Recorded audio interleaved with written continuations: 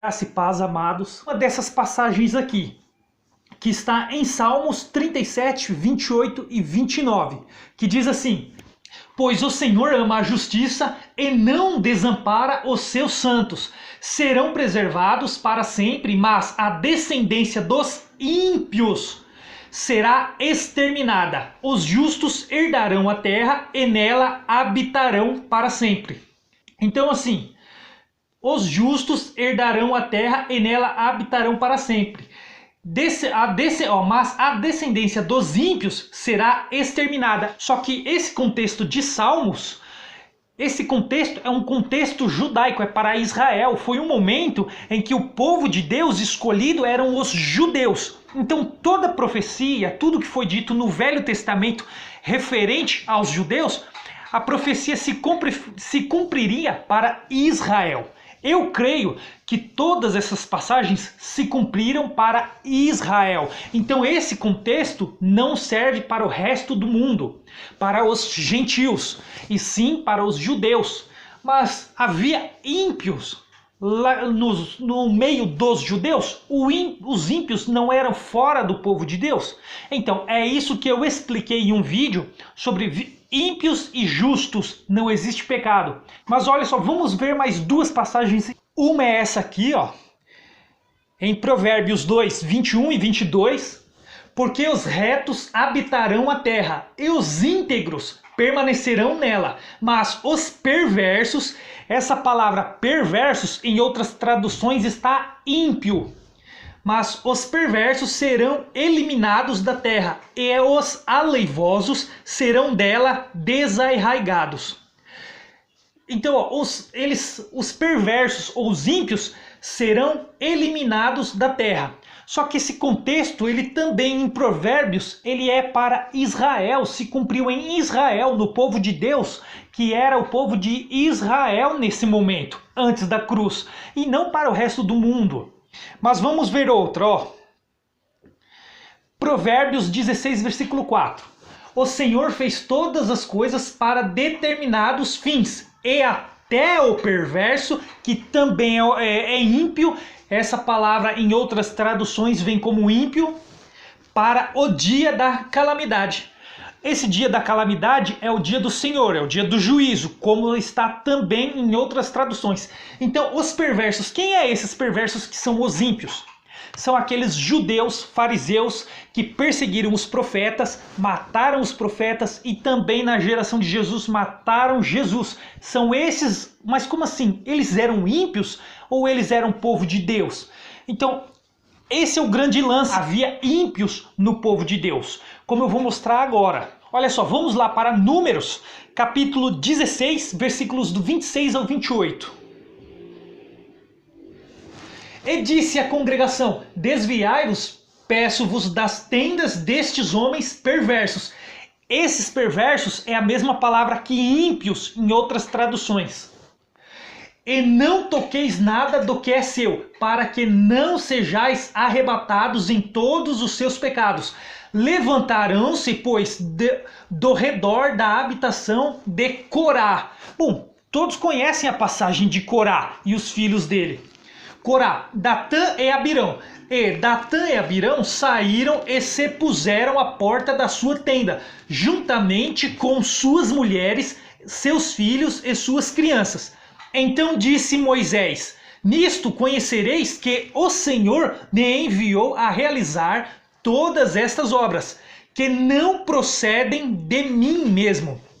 Então esse momento é o momento em que Corá, ele era um ímpio, ele não acreditava em Deus, não acreditava em Moisés, ele foi um do que foi contra Moisés, porque ele era um ímpio, mesmo estando no povo de Deus. Corá, ele era um dos ímpios no povo de Deus. Então era estes ímpios que Deus estava falando que ia exterminar do povo de Deus. Olha, vamos para outra passagem. 1 Samuel 2, versículos 11 e 12. Então Elcana foi-se a Ramá, a sua casa. Porém, o menino ficou servindo ao Senhor perante o sacerdote Eli. O sacerdote era Eli, que o sacerdote era da família dos levitas. Somente os levitas poderiam ser sacerdotes. Eram, porém, os filhos de Eli, filhos de Belial, e não se importavam com o Senhor. Os filhos de Eli, que eram de família sacerdotal, eles também eram judeus. Eles pertenciam ao povo de Deus, ao povo escolhido de Deus. Mas eles não serviam ao Senhor. Como diz aqui, ó, os filhos de Eli eram de Belial e não se importavam com o Senhor. Então eles também eram ímpios, pessoas que não buscavam o Senhor, mesmo no povo de Deus, no povo escolhido de Deus. Então estes ímpios, referente ao povo de Israel, são esses do povo de Israel, que foram exterminados no ano 70. Pois o general Tito, no ano 70, ele exterminou e derrubou o templo de Israel, devastou a cidade de Israel e matou milhares de judeus ali de Israel. Enquanto que os ímpios que pertenciam ao povo dos gentios, em outros povos, em outros lugares, nem sofreram dano algum desse ataque de Tito no ano 70. Porque estas passagens se referiam aos ímpios do povo de Israel e não do povo dos gentios. Essas profecias eram para Israel e não para os gentios, para os ímpios que estavam entre os gentios, porque até entre os gentios haviam ímpios e haviam justos também. A própria Raabe teve fé no Senhor e ela era uma gentia, ela não era do povo de Deus e ela teve fé. Então até ela foi imputado por fé, ela foi considerada como justa. Então alguns gentios foram justos, enquanto outros foram ímpios. O próprio Tito, ele foi um ímpio, mas ele era gentil, ele não pertencia ao povo de Deus. Ele era um ímpio por causa das atrocidades, mas ele era um gentil. Essa profecia, a profecia do Velho Testamento lá, então ali não cabia para Tito. Vamos ver agora o significado de gentil e de ímpio, como é diferente. Olha só o significado de ímpio e de gentil. Ímpio, aquele que age com crueldade, quem não tem piedade, cruel, desumano, que não expressa humanidade nem demonstra piedade ou consideração, desumano, cruel, bárbaro, desapiedado. Gramática, superativo, absoluto, sintético, impíssimo. Então olha só, um ímpio também estava dentro do povo de Deus e nos gentios. Haviam tanto homens de Deus, no povo de Deus, nos judeus, que eram ímpios, como também nos gentios, que também eram ímpios. Assim como haviam justos no povo de Deus, como haviam justos também nos gentios. Agora, olha gentil o que é.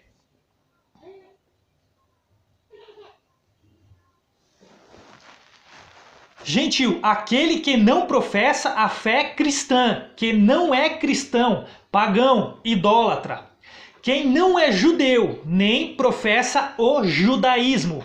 Por extensão, pessoa incivilizada, selvagem. Então todos aqueles que não eram considerados judeus, estes eram gentios. Então esse é o contexto, ímpio e gentil, pois não é a mesma coisa. Então vamos ver algumas passagens aqui, inclusive de Paulo. Vamos começar primeiro em João. João, capítulo 7, versículos 16 e 17. Respondeu-lhes Jesus: o meu ensino não é meu, e sim daquele que me enviou. Se alguém quiser fazer a vontade dele, conhecerá a respeito da doutrina, se ela é de Deus ou se eu falo por mim mesmo. Então assim, como pode todas as pessoas hoje fazerem atrocidades? Deus, ele é injusto por não fazer nada. Como Deus, ele é injusto por não fazer nada. E como Deus pode não ser soberano pelo fato de dar o livre-arbítrio?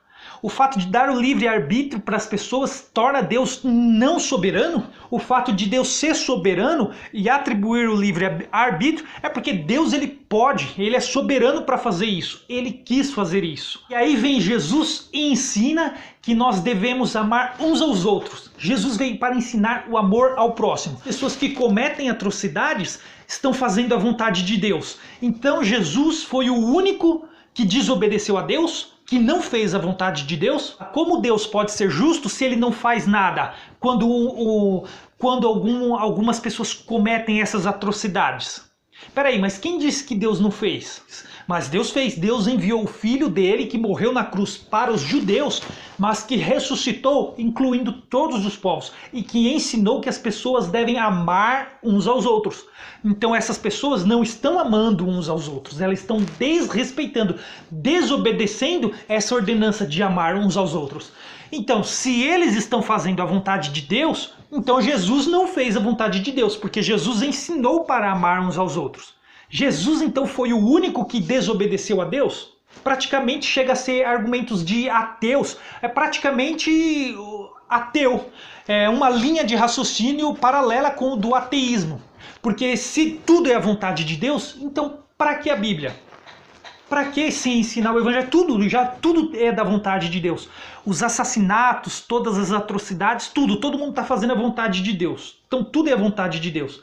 Então para que o dilúvio? Para que Jesus veio para a terra? Para que tudo isso? Para que o tempo da lei? Para quê? Se tudo é a vontade. Não era mais fácil Deus lá, antes de colocar Adão aqui na terra, Deus fazer todas as pessoas espíritos perfeitos? Já lá no céu, não precisava passar por essa terra. Deus colocou todo mundo então aqui, muitas pessoas para sofrer. Essa é a vontade de Deus? Então é um raciocínio ilógico e muitos estão indo atrás. Romanos 1, versículo 10. Em todas as minhas orações, suplicando que, em algum tempo, pela vontade de Deus, se me ofereça boa ocasião de visitar-vos. Então Paulo, ele orava, nas orações de Paulo, ele colocava ir visitar os irmãos como vontade de Deus. Aqui, ó, pela vontade de Deus, se me ofereça boa ocasião de visitar-vos. Aqui nas orações. Então, se tudo já está determinado, tudo já está escrito, já está tudo determinado, tudo exatamente, para que orar? Então, para que orar? Orar não é a vontade de Deus. Mas olha aqui, Paulo ele colocava nas orações dele ir visitar os irmãos como uma das vontades de Deus. Outra aqui, Romanos 8, 27. E aquele que sonda os corações sabe qual é a mente do Espírito, porque segundo a vontade de Deus é que ele intercede pelos santos. Então o Espírito intercede pelos santos pela vontade de Deus. Porque segundo a vontade de Deus. Essa é a vontade de Deus. Que o Espírito interceda pelo santo. O Espírito que está dentro de nós, que ele interceda por nós. Para que nos ajude a nos guiar. Para que nós crucifiquemos a nossa carne e não andemos segundo a carne, mas segundo o Espírito. Porque essa é a vontade de Deus. Romanos 12, 2. E não vos conformeis com este século. Em outras traduções está mundo. Mas transformai-vos pela renovação da vossa mente, para que experimenteis qual seja a boa, agradável e perfeita vontade de Deus. Então não devemos nos conformar com esse mundo. Mas como assim? Coloca uma doutrina se conformando com esse mundo e dando desculpa, colocando a culpa em Deus. De que todas as atrocidades, roubo, estupro, tudo que é de ruim é da vontade de Deus. Já se conformou com esse mundo e colocou a culpa em Deus. Então isso é um absurdo. É um absurdo. Efésios 6,6. Não servindo à vista como para agradar a homens, mas como servos de Cristo, fazendo de coração a vontade de Deus. Então o livre-arbítrio ele entra justamente aí, para que nós façamos a vontade de Deus de coração e não obrigados, como era no tempo da lei. No tempo da lei, sim, eles eram obrigados a cumprir a lei, porque se eles transgredissem a lei, eles morriam apedrejados. Lá sim, no tempo da lei eles eram obrigados, hoje não. Hoje, na graça, nós devemos fazer de coração. É por isso que existe o livre-arbítrio. Mas é lógico que o livre-arbítrio não é tão simples assim. E ele não tira a soberania de Deus. 1 Tessalonicenses 4, versículos do 3 ao 5. Pois esta é a vontade de Deus, a vossa santificação, que vos abstenhais da prostituição. Que cada um de vós saiba possuir o próprio corpo em santificação e honra, não com o desejo de lascívia, como os gentios, que não conhecem a Deus. Então olha só, a nossa santificação é se abster de prostituição e de outras coisas ilícitas. Então como que fazendo isso estamos fazendo a vontade de Deus? Sendo que aqui a vontade de Deus é justamente não fazer essas coisas, porque essas coisas são obras da carne. Segundo a Timóteo 2, versículos do 24 ao 26.